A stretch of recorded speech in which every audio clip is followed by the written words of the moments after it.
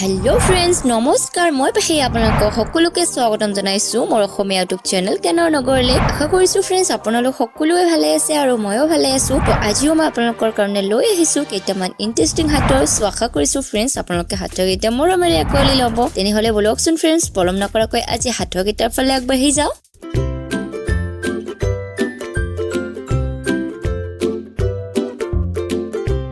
আমাৰ আজি প্ৰথম হাতৰ এনেকুৱা কোনটো ড্ৰেছ আছে যেটো সকলোৰে আছে কিন্তু কোনেও নিপিন্ধে উত্তৰটো আমাক সোনকালে কমেন্ট কৰি জনাওক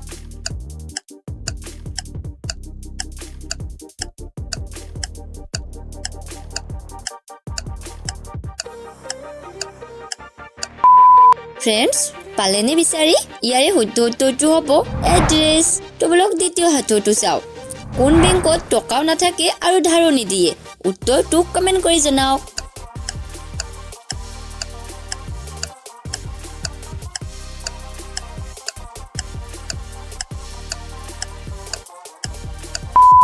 Friends, ইয়াৰ উত্তৰ হ'ল ব্লাড বেংকত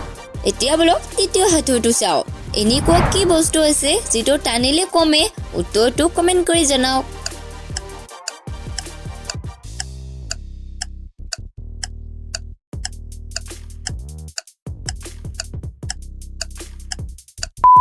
Friends, ইয়াৰ উত্তৰ হ'ল সিগাৰেট তো বলক চতুৰ্থ হাতৰটো চাও এনেকুৱা কি বস্তু আছে যেটো বাঢ়িলে আৰু কেতিয়াও নকমে উত্তৰটো যদি জানে তেতিয়াহলে সোনকালে আমাক কমেন্টত গৈ এটা কমেন্ট কৰি জনাব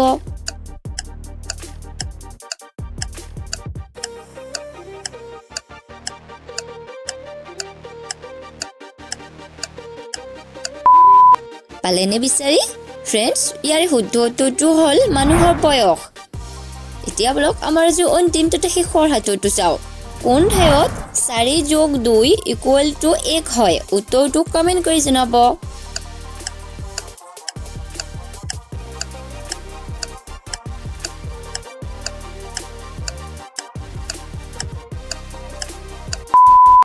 Friends, ইয়াৰ উত্তৰ হ'ল ক্ৰিকেট খেলত কিয়নো ক্ৰিকেট খেলত 6 বল =